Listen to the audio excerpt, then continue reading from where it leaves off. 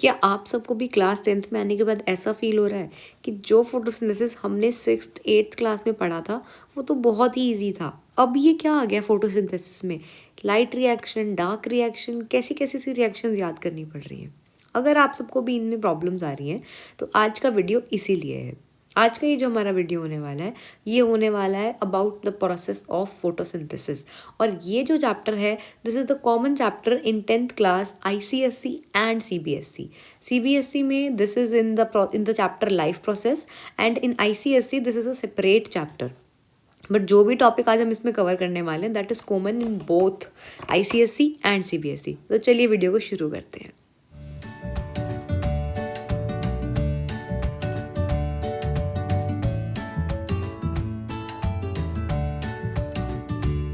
So let's start the video now. हमें सबसे पहले देखना है कि what is the process of photosynthesis. वही हम बचपन की ही बात से शुरू करेंगे, जो हमें बचपन में सिखाया जाता है, पढ़ाया जाता है, जो हमें बचपन से ही याद है, वहीं से शुरू करते हैं। फोटोसिंथेसिस पहले है क्या?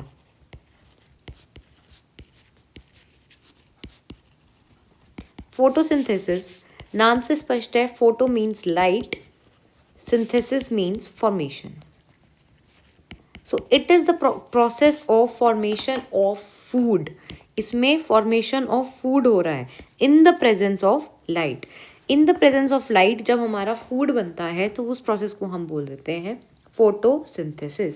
एक और मेन चीज़ मैं आपको जो इस चैप्टर में बताना चाहूँगी वो है this takes place in the presence of sunlight. In the presence of sunlight, right. तो ये जो चीज़ हो रही है ये प्रेजेंस ऑफ द सनलाइट के अंदर हो रही है। Now let us move ahead. अब हम देखेंगे कि हम इस चैप्टर में पढ़ने क्या क्या वाले हैं, इस वीडियो में हम क्या क्या पढ़ने वाले हैं। तो सबसे पहले तो मैं आपको बताऊंगी कि फोटोसिंथेसिस का प्रोसेस में होता क्या है। दूसरा, what are the factors that affect photosynthesis. तो मोटा मोटा में हम अभी देख लेते हैं। हमें 3 चीज़ों के बारे में पढ़ना है। That is temperature, light intensity मतलब कितनी ज़्यादा या कितनी कम लाइट आ रही है, and third is carbon dioxide and oxygen. इनकी क्या ज़रूरत रहती है प्लांट को, तो इनके बारे में आज हमें पढ़ना है। नेक्स्ट, अब कैसे कैसे एनवायरमेंटल जो फैक्टर्स हैं जैसे कि लाइट इंटेंसिटी हुआ, कार्बन डाइऑक्साइड हुआ, कंसंट्रेशन, टेम्परेचर, ये कैसे अफेक्ट करते हैं हमें। एक तो हमने ये पढ़ा कि कौन कौन से फैक्टर्स अफेक्ट करते हैं, और एक हमें ये पढ़ना है कि कैसे करते हैं। मतलब लाइट ज़्यादा दे दी तो क्या फोटोसिंथेसिस ज़्यादा होगा, लाइट कम दी तो क्या कम होगा फोटोसिंथेसिस। इन सब बातों के बारे में आज हमें डीपली नॉलेज लेनी है इस वीडियो में। तो इसमें हमें देखना है कि क्या क्या इंपॉर्टेंस है फोटोसिंथेसिस की। जैसे कि it gives food for all, सबके लिए फूड प्रोवाइड करता है। हमारे जो हेटेरोट्रॉफिक ऑर्गेनिजम्स हैं उनको फूड जो मिलता है वो प्लांट से मिलता है। And another thing, oxygen to breathe. हमारे लिए वातावरण को साफ करना, एनवायरनमेंट को ऑक्सीजन ज़्यादा बढ़ाना, उसमें कार्बन डाइऑक्साइड कम करना, ये काम भी हमारा किसका है? फोटोसिंथेसिस का है।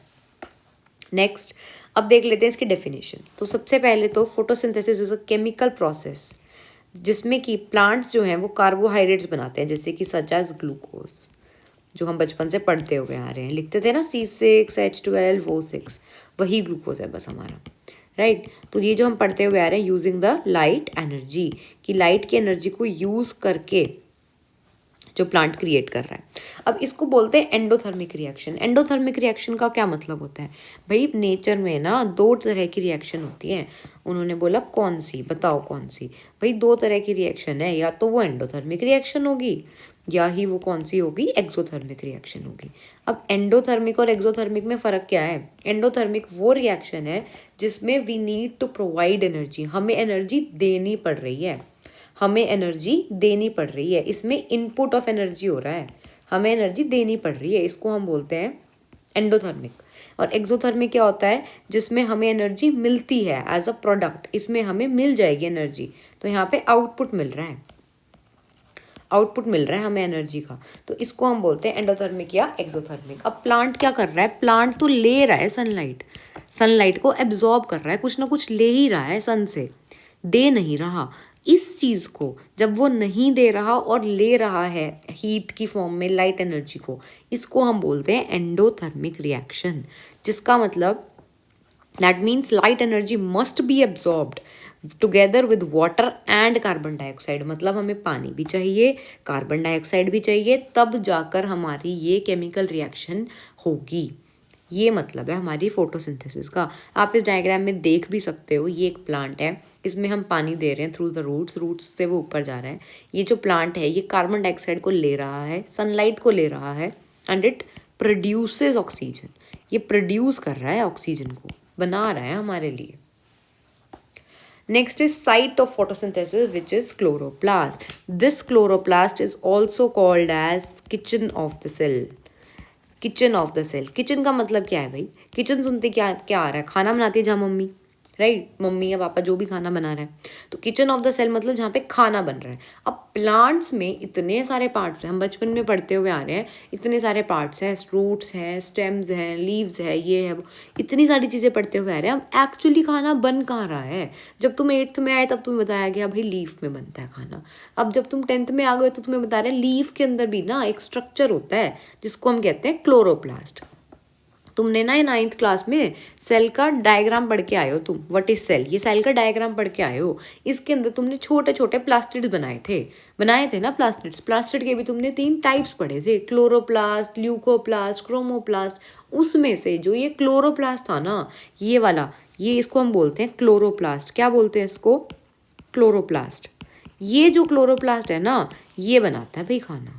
हम अब बता रहे हैं कि ये हमारा खाना बनाता है। This is our chloroplast which is also called as kitchen of the cell, right? इतनी बात हमें बिल्कुल अच्छे से समझ में आ गई है, बहुत अच्छे से हमें क्लियर हो गया। अब देखते हैं आगे, क्लोरोप्लास्ट क्या है? क्लोरोप्लास्ट एक सेल ऑर्गेनेली है। सेल के अंदर हर एक काम, हमने 9th क्लास में पढ़ चुके हैं हम, कि सारे के सारे काम डिस्ट्रीब्यूट हो जाते हैं। कोई एक ही जना, एक ही जो है सब काम नहीं कर रहा, सब लोग अपने अलग अलग फंक्शन कर रहे हैं। माइटोकॉन्ड्रिया एनर्जी प्रोवाइड कर रहा है, क्लोरोप्लास्ट फोटोसिंथेसिस कर रहा है, हर एक के पास अपने अलग अलग काम है। तो ऐसे ही क्लोरोप्लास्ट आर द ऑर्गेनेलीज जो हमारे लिए लाइट को कैप्चर कर रहे हैं। अब मैं इतनी देर से बोल रही हूँ कि ये जो सन है ना, ये जो सन है, ये इस प्लांट को एनर्जी दे रहा है। आई मीन ये जो प्लांट है, ये हमारा ले रहा है, एनर्जी ले रहा है सन से, लाइट एनर्जी ले रहा है। हमने अभी भी बात की थी भाई, इन द प्रेजेंस ऑफ सनलाइट, बोला था ना हमने, इन द प्रेजेंस ऑफ सनलाइट। तो क्या मतलब है इन द प्रेजेंस ऑफ सनलाइट? ये जो लीफ है, इस लीफ के अंदर कौन है जो ये ले रहा है? इस लीफ के अंदर ना ये जो क्लोरोप्लास्ट है ना, छोटे छोटे ये जो क्लोरोप्लास्ट है, ये एब्जॉर्ब करते हैं एनर्जी को, एब्जॉर्ब लाइट एनर्जी। ये इसको एब्जॉर्ब कर लेंगे ये इसको, राइट? तो ये जो क्लोरोप्लास्ट हैं, यही हैं जो लाइट एनर्जी को एब्जॉर्ब करते हैं। और ये जो क्लोरोप्लास्ट हैं, कौन सी सेल्स में सबसे ज़्यादा होते हैं? ये मीजोफिल सेल्स में सबसे ज़्यादा होते हैं। किस सेल में आपको ये सबसे ज़्यादा मिलेंगे? मीजोफिल सेल में। किस सेल में भाई? मीजोफिल सेल में। ये सबसे ज़्यादा आपको किस में मिलेंगे? मीजोफिल सेल में, right? Where they are well positioned to receive sunlight. Well position, अब भाई वेल पोजिशन का मतलब बता दो मैम हमें। तो वेल पोजिशन से क्या मतलब है? ऐसे क्या पोजिशन इनकी होनी चाहिए? तो बच्चों, ये जो क्लोरोप्लास्ट है ना, अब अगर आपको ज़्यादा धूप में बिठा दिया जाए तो आपको कितनी तकलीफ होगी ना आपको तकलीफ। तो ऐसे ही ये जो क्लोरोप्लास्ट होते हैं ना, अगर ज़्यादा सनलाइट है, फॉर एग्जाम्पल आज सूरज बिल्कुल सर पे है, सर पे मतलब बिल्कुल 90 डिग्री के एंगल पे, जब ऐसे कहते हैं ना, ये आपका सन है, ठीक है, और ये आप खड़े हो, तो ये आप बिल्कुल आपके सर पे है सूरज, बिल्कुल ही 90 डिग्री के एंगल पे है, तो इसको बोलते हैं सूरज सर पे होना। सर पे होने से क्या हो रहा है भाई? ज़्यादा लाइट पड़ रही है। अब क्या वो इतनी लाइट ले सकता है प्लांट? क्या वो प्लांट इतनी लाइट को अफोर्ड कर सकता है? हाँ या ना? तो उसके अकॉर्डिंग है ना, क्लोरोफिल अपने आप की पोजीशन को चेंज करता रहता है। क्या पोजीशन चेंज कर लेता है वो अपने आप को, अगर हाई सनलाइट है तो वो अपने आप को अरेंज कर लेता है parallelly, arrange itself parallelly, right? अपने आप को पैरेलली अरेंज कर लेगा वो। पैरेलली अरेंज करने का मतलब क्या है? वो ऐसे अरेंज कर लेगा कि उसके ऊपर कम से कम सनलाइट पड़े। वो इस तरह से अरेंज कर लेता है ताकि उसके पास कम से कम सनलाइट पड़े, मतलब इस तरह से अरेंज हो जाएगा आपका क्लोरोफिल, राइट? ठीक है। और अगर लेस सनलाइट है, अगर कम है आपकी सनलाइट, धूप ज़्यादा तेज़ नहीं है, तब वो अपने आप को वर्टिकली अपवर्ड्स अरेंज कर लेगा। वर्टिकली अपवर्ड वो अपने आप को अरेंज कर लेगा। अरेंज इटसेल्फ वर्टिकली अपवर्ड, अपने आप को वर्टिकली अपवर्ड। वर्टिकली अपवर्ड कैसा है भाई? ऐसा। भाई कम सनलाइट है, उसको तो ज़्यादा से ज़्यादा कैप्चर करनी है, तो वो एकदम सीधा होकर खड़ा हो जाएगा कि हाँ भाई सारी की सारी सनलाइट मुझे ज़्यादा से ज़्यादा मिले। तो इसको बोलते हैं भाई वेल पोजीशन्ड, कि आपका जो क्लोरोप्लास्ट है उसको वेल पोजीशन्ड होना भी ज़रूरी है। Now let us move ahead. आपने बचपन से ही आप रिएक्शन पढ़ते हुए आ रहे हो, 6CO2 plus 6H2O goes to chlorophyll and sunlight, जिसमें कि आपको ग्लूकोज एंड ऑक्सीजन मिलेगा। तो इसके अंदर हमारा मेन प्रोडक्ट तो क्या था? Glucose. Glucose was our main product. But इसके साथ साथ हमारा क्या और बन गया, जो हमने बनाना नहीं चाहा था, हम बना नहीं रहे थे, बट हमारा एक और चीज़ बन गई। वो क्या बन गई? हमारी ऑक्सीजन। तो it is called as a by product. कुछ बच्चों को बाय प्रोडक्ट नहीं समझ में आता, तो बाय प्रोडक्ट्स आर बेसिकली दो सब्सटेंसेस जो विच आर सेकेंडरी, जो हमें बनाने नहीं थे। That was not our sole purpose to do the reaction. The sole purpose of doing this reaction was to make glucose. But with that हमारे पास oxygen भी बन गई। कहते हैं ना कि एक तीर से दो निशाने, तो यहाँ पे वही वाला काम है कि हमें ऑक्सीजन भी मिल रही है, तो it is a by product, right. अब इस रिएक्शन को हमें और ज़्यादा डीप में और तोड़ के पढ़ना है हमें। अब जो फोटोसिंथेसिस का जो प्रोसेस है ना, वो दो स्टेप्स में होता है आपका, light reaction and dark reaction. अब भाई लाइट रिएक्शन क्या है, डार्क रिएक्शन क्या है, चलिए देखते हैं। अब मैं आपको बताऊंगी what is light reaction and what is dark reaction. तो सबसे पहले देख लेते हैं भाई लाइट रिएक्शन क्या है। लाइट रिएक्शन देख लीजिए सबसे पहले। लाइट रिएक्शन, नाम से कुछ लग रहा है, लाइट लाइट में हो रही है शायद, मे बी हो सकती है। लाइट रिएक्शन का क्या मतलब है? लाइट रिएक्शन के अंदर एक ही प्रोसेस आपका ढंग से होता है, जिसको आप बोलते हैं photolysis of water. Photolysis of water, ठीक है। And obviously it takes place in the presence of light। इस रिएक्शन को होने के लिए किस चीज़ की ज़रूरत है भाई? इस रिएक्शन को होने के लिए ज़रूरत है लाइट की, राइट। किस चीज़ की ज़रूरत है इसको? लाइट की ज़रूरत है, ठीक है। अब आता है फोटोलाइसिस। अब ये फोटोलाइसिस एक और शब्द रख दिया मैम आपने तो हमारे सामने। अब इसको हम कैसे समझें भाई? फोटो का मतलब सीधी सी बात है लाइट होता है, ठीक है जी, मान लिया। लाइसिस का मतलब होता है ब्रेक डाउन। अब ब्रेक डाउन हो रहा है किस चीज़ का? वाटर का ब्रेक डाउन हो रहा है, किस में? इन द प्रेजेंस ऑफ लाइट में।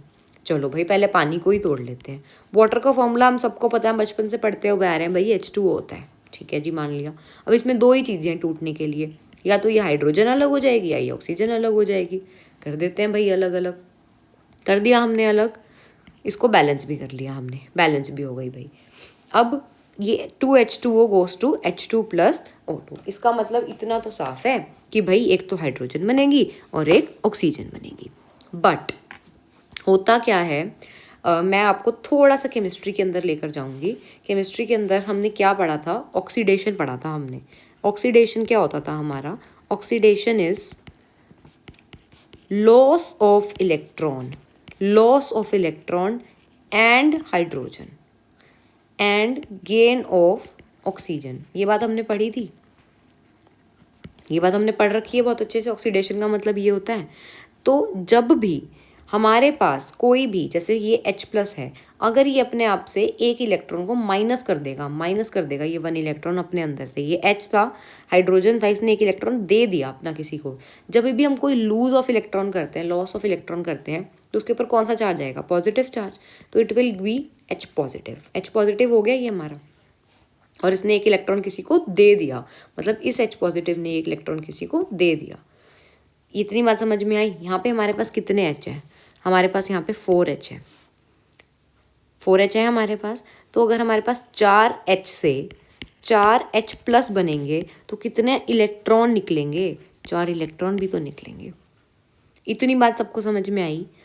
हमें पता है ऑक्सीडेशन का मतलब होता है लॉस ऑफ इलेक्ट्रॉन, और जब भी लॉस ऑफ इलेक्ट्रॉन होता है तो कोई ना कोई पॉजिटिव चार्ज आ जाता है उसके ऊपर। लॉस ऑफ इलेक्ट्रॉन हो गया हमारा, पॉजिटिव चार्ज आना ही आना था, पॉजिटिव चार्ज आ गया इसके ऊपर। पॉजिटिव चार्ज आया, उस पॉजिटिव चार्ज की वजह से इलेक्ट्रॉन भी तो एक्स्ट्रा निकले ना। अब वो जो पॉजिटिव चार्ज बना उसने इलेक्ट्रॉन दिए ना कहीं तो 4 इलेक्ट्रॉन हमारे निकलेंगे, राइट। अब देखते हैं अब हमारी क्या रिएक्शन बन जाएगी। अब देखते हैं हमारी रिएक्शन में क्या चेंज आएगा और क्या हमारी रिएक्शन, हम इसको किस तरह से लिख सकते हैं। तो भाई अब हमारी रिएक्शन हो जाएगी, सॉरी, हाँ जी, अब हमारी रिएक्शन हो जाएगी H2O goes to 4H plus oxygen. ये जो H2 था इसको मैंने H+ में कन्वर्ट कर दिया, इसका इलेक्ट्रॉन दे दिया किसी को, तो 4H+ plus oxygen plus 4 electrons. ये होती है भाई आपकी लाइट रिएक्शन, ये होती है आपकी लाइट रिएक्शन, और it is called as Hill's reaction, क्योंकि ये जो हिल नाम का साइंटिस्ट था उसने ये चीज़ करी थी। तो हमारी लाइट रिएक्शन का पहली बात तो दूसरा नाम लिख लीजिए, विच इज़ हिल्स रिएक्शन।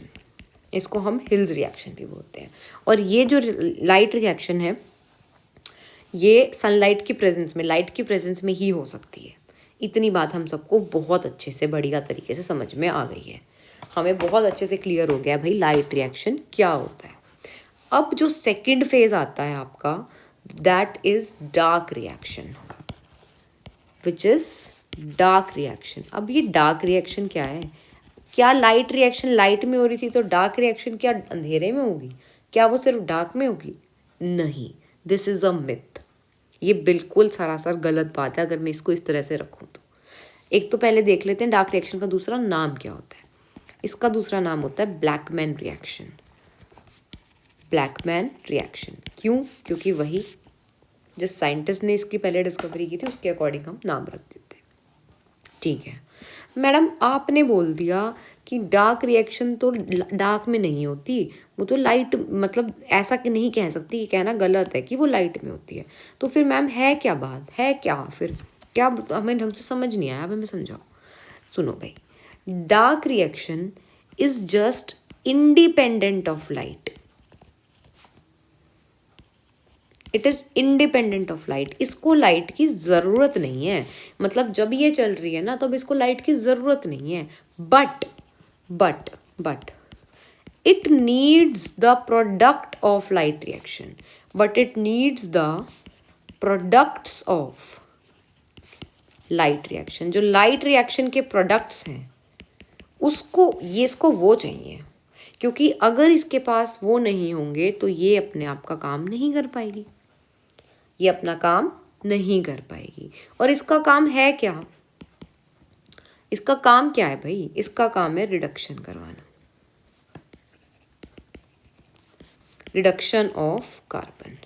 इसका काम है रिडक्शन ऑफ कार्बन करवाना। हमने क्या देखा था, ये जो CO2 थी इसके अंदर अगर हमने वाटर को ऐड किया था तो ये C6H12O6 बन रहा था। ये बात हमने देखी थी, ये बात हमने देख ली थी कि हमारे पास ये चीज़ बन रही है। तो ये जो हमारे पास ऑक्सीजन है इसके अंदर अगर हाइड्रोजन ऐड हो जाएगा तो इसी प्रोसेस को तो हम रिडक्शन बोलते हैं। चलिए दोबारा केमिस्ट्री में चलते हैं।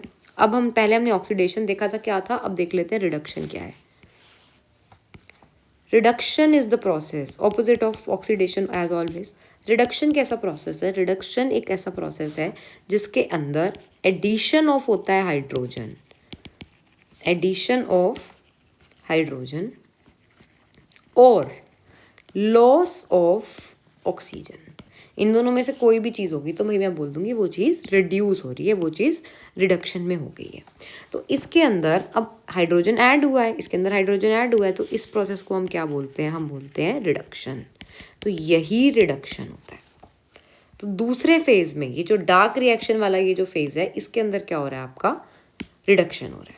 इसके अंदर बेसिकली अगर आपसे कोई शॉर्ट में पूछे तो इसके अंदर अगर हमसे कोई शॉर्ट में पूछ रहा है कि डार्क रिएक्शन में क्या हो रहा है, तो भाई इसके अंदर हमारा क्या हो रहा है? रिडक्शन ऑफ कार्बन डाइऑक्साइड, यही हो रही है हमारी।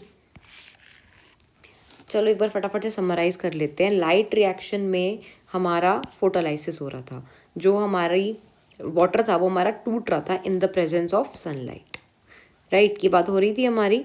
और फिर हमने देखा इसकी H+ और इलेक्ट्रॉन के साथ इसकी रिएक्शन कैसे लिखनी है, ये बात हमने देख ली थी। इसको हमने हिल्स रिएक्शन भी बोल दिया था। फिर हमने देखा डार्क रिएक्शन क्या होती है।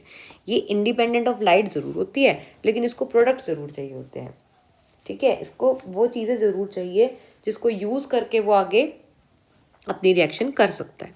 तो ये करता है रिडक्शन ऑफ कार्बन, राइट। इतनी बातें हमें बहुत अच्छे से समझ में आ गई हैं। चलिए अब ये रिएक्शन को थोड़ा तोड़ा हमने, अच्छे से देखा, अब ज़्यादा समझ में आई थोड़ी सी ये रिएक्शन आएगी। अब भाई ग्लूकोज का पर्पस क्या है? ये जो ग्लूकोज हम बना रहे हैं, हम क्यों बना रहे हैं, क्यों हम ये ग्लूकोज बना रहे हैं? सबसे पहला तो भाई एनर्जी का सोर्स है। ग्लूकोज को जब हम तोड़ेंगे, रेस्पिरेशन उससे करवाएंगे, तो हमारी एनर्जी हमें मिलेगी। Energy in the form of कैसे मिलेगी हमें? ATP के फॉर्म में मिलेगी। क्यों भाई, क्यों चाहिए एनर्जी? एनर्जी करेंसी है। क्या है ये? हमारी एनर्जी करेंसी। क्योंकि भाई कोई भी काम है, अगर आप ब्रीदिंग कर रहे हो, आपको वाटर एब्जॉर्ब करना है, एक्सक्रीशन करना है, कोई भी अगर आपको काम करना है, तो जैसे आप मार्केट में कुछ खरीदने जाते हो तो हर कोई आपसे पैसे मांगता है ना, पैसे दे दो भाई, आपके 10 रुपये हो गए ये सामान के, आपके 100 रुपीज़ हो गए, 1000 रुपीज़ हो गए। तो ऐसे ही हमारी बॉडी भी हमसे एक चीज़ डिमांड करती है कि भाई मैं फ्री में तेरा ये काम क्यों करूँ, मैं तो नहीं करूँगा तेरा ये काम फ्री में, तो तुम मुझे पैसे दो। पैसा इसमें क्या है? हमारा एनर्जी करेंसी हमारी क्या है? ATP। तो हमें उन चीज़ों के लिए हमें ग्लूकोज की ज़रूरत बहुत ज़्यादा है। Second is energy storage. अब आज मान लो आपने फास्टिंग कर ली, आप मर तो नहीं जाते एक दिन में खाए बिना, नहीं मरते ना। क्यों?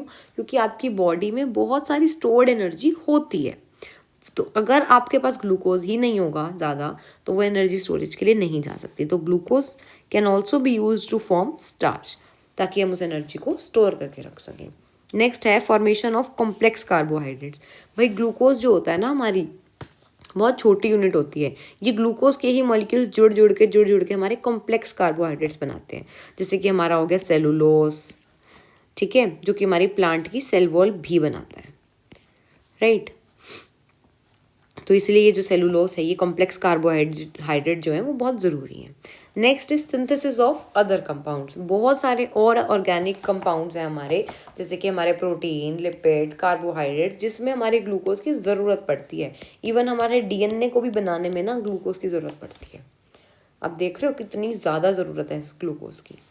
नेक्स्ट सेकेंड चीज़ जो है वो है बायोमास। इसी से हमारा जो है बायोमास हमें मिलता है। बायोमास होता क्या है भाई? अब फॉर एग्जाम्पल आपके पास एक लीफ है, आपने उसको पूरा ड्राई कर दिया, उसका पानी निकाल दिया, उसको धूप में रख के उसको पूरा सुखा दिया आपने। अब वो ड्राई हो गया, क्रश कर लिया आपने। वो जो आपके पास पाउडर मिला ना, उसमें बहुत सारे ऑर्गेनिक कंपाउंड्स हैं। उसी ऑर्गेनिक कंपाउंड्स को आप बायोमास बोलते हो। तो बायोमास क्या है? ऑर्गेनिक मटीरियल है जो कि प्लांट्स और एनिमल्स यूज़ करते हैं अपनी एनर्जी को प्रोड्यूस करने के लिए। ये जो बायोमास है बहुत सारी केमिकल एनर्जी को स्टोर करके रखता है in the form of carbs, lipids and proteins, जो कि फोटोसिंथेसिस के द्वारा बनते हैं, राइट। नाउ नेक्स्ट इज, अब ये जो बायोमास है, जब एनिमल्स हैं जो कंज्यूम करते हैं बायोमास को, तो वो क्या करते हैं? अब फॉर एग्जांपल एक सबसे पहले हमारे पास है ग्रास। हमारे फूड चेन हमने पढ़ रखी है बचपन में। ग्रास को खा लिया भाई डियर ने, डियर को खा लिया भाई लायन ने। ये इसका परफेक्ट एग्जाम्पल है कि जब इसके पास जो बायोमास था, जब वो डियर ने खाया तो वो डियर के पास चला गया, फिर वही बायोमास लायन के पास चला गया। तो ये एक परफेक्ट एग्जाम्पल है कि बायोमास कैसे हमारी फूड चेन में ट्रांसफ़र करता रहता है एनर्जी। अब ये यहाँ पे क्या कर रही है, जो चीज़ें हो रही हैं यहाँ पे ट्रांसफ़र ऑफ एनर्जी हो रही है, बार बार यहाँ पे एनर्जी की ट्रांसफ़र हो रही है। The energy captured through the photosynthesis support entire ecosystem, पूरे इकोसिस्टम को सपोर्ट करता है। और सबकी फटाफट से समराइज कर लेते हैं फोटोसिंथेसिस क्या है और फोटोसिंथेसिस की 3 फेजेस क्या हैं। हमारी NCERT में ना आपको मिलेगा साफ साफ कि what are the 3 phases of photosynthesis. 3 phases क्या हैं?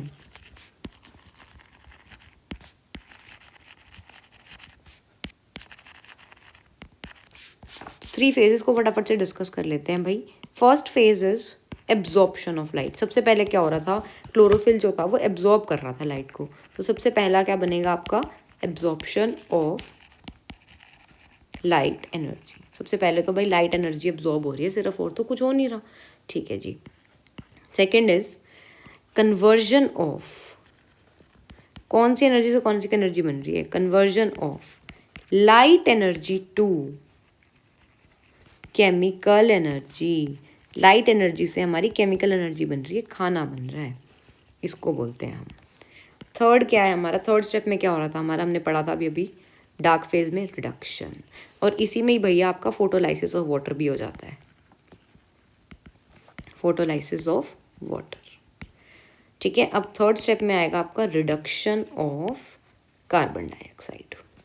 इसी तरह से हमारा जो फोटोसिंथेसिस है वो 3 फेजेस में कंप्लीट हो जाता है। इस वाले में हम लाइट रिएक्शन भी बोल सकते हैं, इस वाले में हम डार्क रिएक्शन भी बोल सकते हैं, राइट, क्लियर।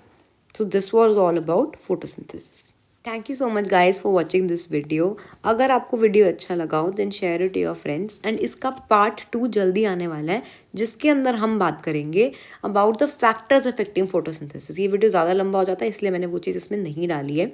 इस वीडियो में हमने देखा कि फोटोसिंथेसिस क्या होता है और उसकी लाइट रिएक्शन और डार्क रिएक्शन में क्या होता है, कौन कौन से रिएक्शन होते हैं, कौन कौन से स्टेप्स होते हैं, राइट। नेक्स्ट वीडियो में हम देखने वाले हैं कि what are the factors affecting photosynthesis.